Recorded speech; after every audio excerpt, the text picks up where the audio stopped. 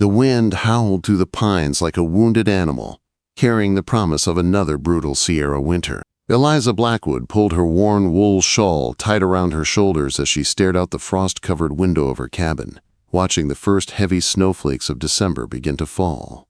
The year was 1874, and she had survived 2 winters alone in this God-forsaken mountain since Samuel's death. 2 winters of silence, save for the wind and the distant howl of wolves that prowled the ridgelines after dark. The cabin sat halfway up the mountain, miles from the nearest town of Cedar Falls. Samuel had chosen the spot because it was isolated and defensible, a rancher's watchtower over the wilderness. A man needs to see trouble coming, he'd always said. But in the end, all his precautions hadn't saved him from a bullet in the back over a water rights dispute.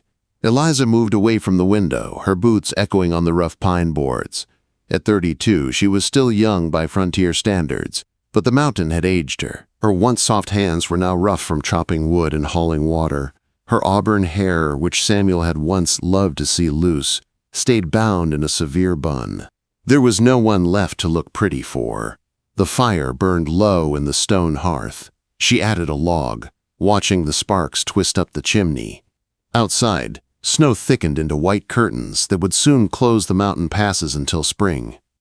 She should have felt safe in this isolation, but instead, that familiar dread coiled in her stomach. Winter meant being truly alone, cut off from even the chance of human contact. She tried not to think of Samuel on nights like this, but the memories always came. The smell of whiskey on his breath, his rough hands at her throat when rage took him, the cold, flat look in his eyes when she disagreed with him. The bruises had always healed before they went to town. She had become an expert at high collars and long sleeves, at silence. People must have known, but no one ever spoke of such things. She had thought about leaving more times than she could count. Once, she'd even packed a bag, ready to slip away while he was out checking traps. But he'd come back early and found her. The beating that followed left her unable to walk for days. After that, she never tried again. And then one day, he simply hadn't come home. A neighbor found him face down in Widow's Creek, a bullet in his back. The sheriff had questioned her, but she'd been in town that day, buying flour and coffee. 6 people had seen her. They said it must have been claim jumpers or Indians, though the tribes nearby had been peaceful for years. Liza's eyes drifted to the Winchester leaning against the doorframe. She'd taught herself to shoot after Samuel died, her shoulder bruised from endless practice. Every night she loaded it and kept it close. The mountain was full of dangers, wolves, bears, and men who might think a widow alone was easy prey. Outside, the wind picked up, rattling the shutters. She would need to check the barn before the storm got worse. The thought made her shoulders tense, but there was no choice. This was her life now, an endless circle of chores that kept her alive but never truly living. She was reaching for her coat when she froze. There, it came again. A sound that didn't belong to the storm. Hoofbeats. Slow, uneven, struggling. Her hand closed on the rifle. No one came up this way, not with a blizzard rolling in. The nearest neighbor was 8 miles away. She killed the lantern, plunging the cabin into near darkness. Only the firelight flickered across the walls. She moved to the window, rifle raised, and waited. The hoofbeats drew closer, labored breathing mixing with the wind. Through the swirl of snow, a dark shape emerged. A horse stumbled toward the porch, its rider slumped low in the saddle. The animal collapsed before the steps, throwing the man into the snow. He didn't move. The horse staggered to its feet and wandered toward the barn by instinct. Eliza stayed still, counting heartbeats. 1 minute. 2. The figure didn't stir. It could be a trick. She'd heard of bandits, faking injury to lure people out, but the way the man had fallen, the limp sprawl of his limbs, no one was that good an actor. She stepped onto the porch, rifle ready. "Hey!" Her voice cracked through the storm. "You alive?" No answer. The snow was falling so hard now she could barely see him. If she left him out there, he'd be dead within the hour. But bringing a stranger into her cabin could cost her everything. She hesitated, the cold biting through her shawl. Then the man groaned faintly, rolling onto his side. In the dim light, she saw dark stains on the snow. Blood. "Damn it," she muttered. Samuel would have left him to die. Said it wasn't their problem. But Samuel was gone, and she was tired of living by his rules. Still keeping the rifle close, she descended the steps. Up close, she saw he was a big man, broad-shouldered under a long coat. His face was half hidden beneath a beard in the shadow of his fall. More blood had soaked through his shirt, spreading across his ribs. She couldn't drag him far, but she couldn't leave him either. It took nearly 20 minutes to get him inside, stopping often to rest. By the time she laid him near the fire, her back screamed and her breath came in ragged gasps. She should tie him up, she thought. A wounded man could still be dangerous, but the blood kept flowing, and she wasn't the kind of woman to let someone die when she could help. She fetched Samuel's old knife and cut away the shirt. The wound was deep, a knife wound, maybe. She cleaned it with whiskey, her hands trembling as she threaded a needle. He groaned when the liquid hit his skin, his hand shooting out to grab her wrist with surprising strength. "Easy?" she said quickly. "I'm helping you." His gray eyes flickered open, unfocused with pain. "Where?" "You're in my cabin," she said firmly. "Your horse brought you here. Now hold still unless you want to bleed to death." He stared at her for a moment, then let go. She stitched the wound with steady, practiced movements, bandaged it tight, and covered him with a quilt. "There's water there," she said, setting a cup beside him. "And some bread, if you can manage it." "Thank you." His voice was rough, but the accent wasn't local. "Educated. Eastern, maybe. You can be sorry later," she muttered. "Right now, you need to live." Eliza retreated to the rocking chair by the window, rifle across her lap. The stranger drifted back into unconsciousness as the storm howled outside, sealing them in together. She studied him in the flickering light, the fine stitching on his coat, the quality of his boots, the worn revolver belt she'd placed far from his reach. This wasn't some drifter. Men like him didn't end up bleeding on a widow's porch by accident. Outside, the wolves howled, their cries carried by the wind. Liza tightened her grip on the rifle. She didn't know who this man was or what storm had driven him to her door, but she had the uneasy feeling her quiet life on this mountain was about to change forever. The stranger's fever broke on the third day. Eliza had spent those days in a blur of exhaustion, feeding the fire, tending his wound, and spooning broth between his cracked lips. She kept her rifle close, never fully trusting that he wouldn't wake violent or desperate. Yet each time she changed the bandage or gave him water, she felt the faint tug of something she hadn't known in a long time. Companionship, however fragile. When his gray eyes finally cleared, she was splitting kindling by the hearth. He tried to sit up, winced, and eased back against the wall. "How long?" His voice was rough but stronger. 3 days, she said without looking up. "Storms passed, but the trails are buried. You're not going anywhere for a while." He absorbed that quietly, glancing around the small cabin. "My horse?" "In the barn, eating me out of hay, but he'll live." She set the hatchet aside and turned to face him. "Now that you're awake, we need to talk about payment. I'm not running a charity." His mouth curved slightly, not quite a smile. "Fair enough. What did you have in mind?" "Work," she said, "when you're strong enough to stand. Roof needs patching before the next storm. Woodpile's low. You can earn your keep." He nodded. "Work it is." After a moment, he added, "Boone. Boone, Matt." Quote, "Eliza Blackwood," she replied, automatically, before adding, "Widow Blackwood." "I noticed," he said quietly, glancing at her hand where a plain gold band still shone dully. "I'm sorry for your loss."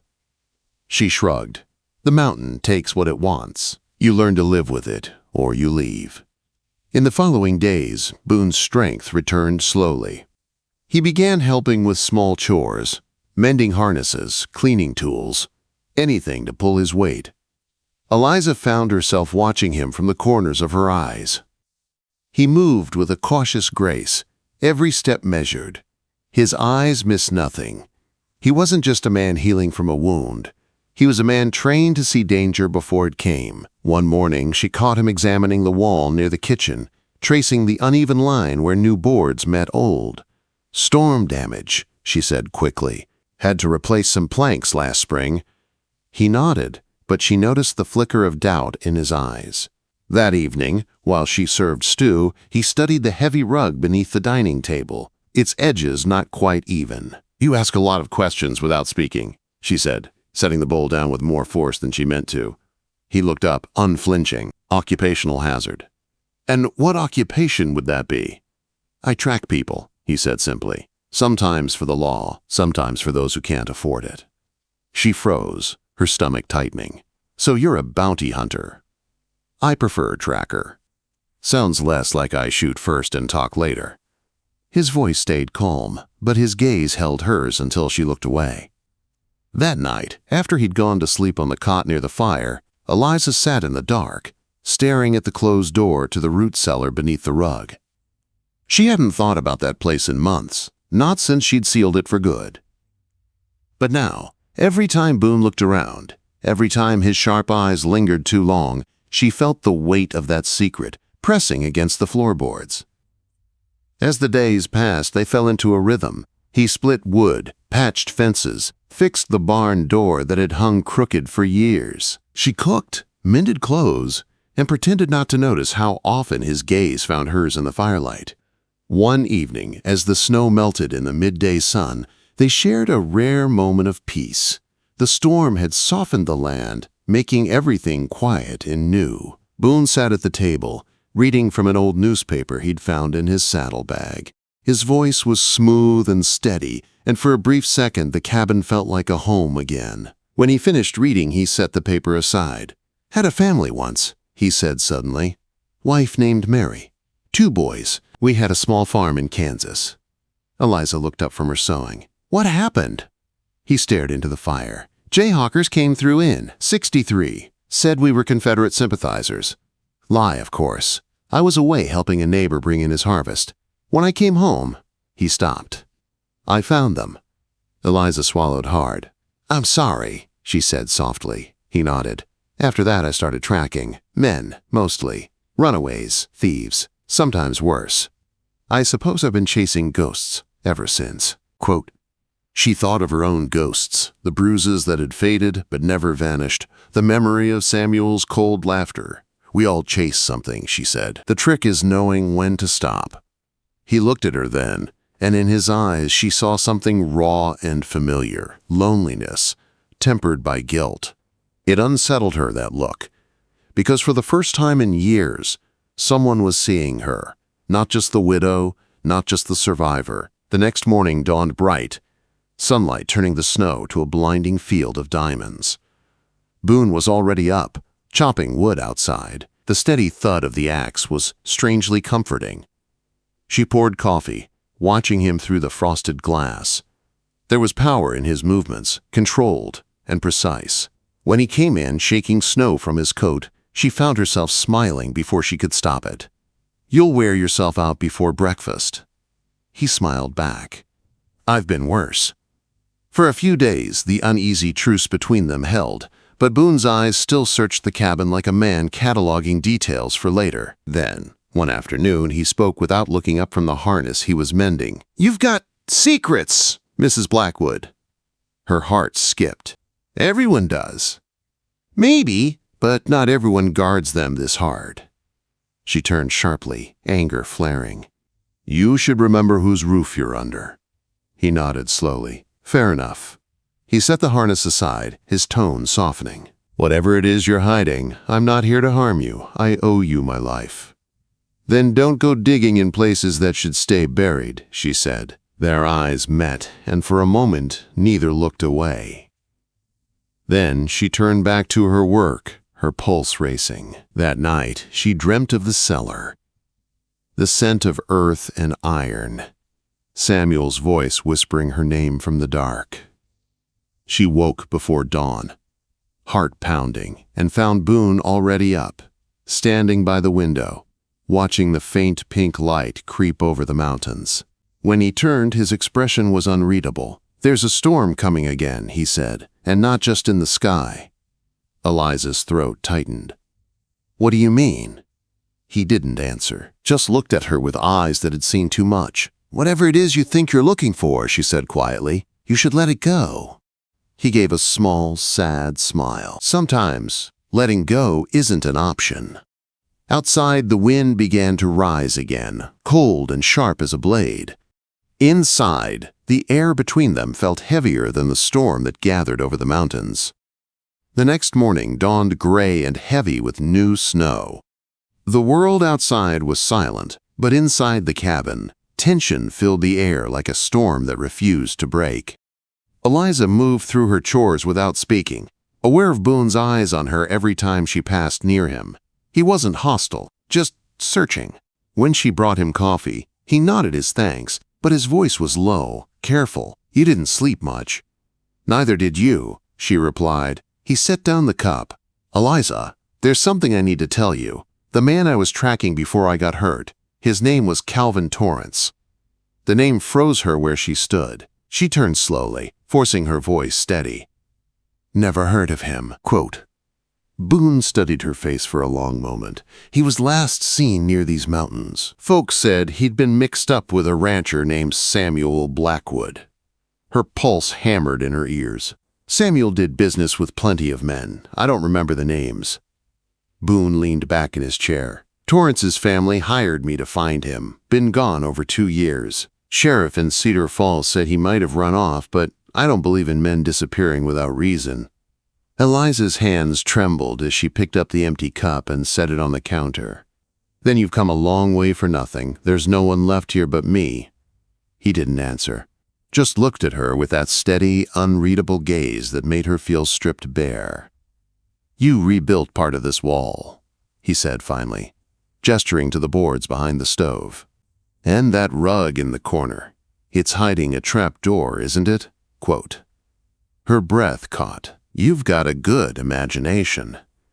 He stood, moving toward the rug, and she raised the rifle before she even thought about it. "Don't." He froze. They stood facing each other across the small cabin, the firelight flickering between them. "I don't want to hurt you," he said quietly, "but if there's something down there I need to see, better I hear it from you than someone else." Her voice broke. "You don't understand." "Then help me," he said. "Make me understand." The silence stretched, broken only by the wind against the walls. Then she lowered the rifle, the strength going out of her arms. "Fine. You want the truth. You'll have it."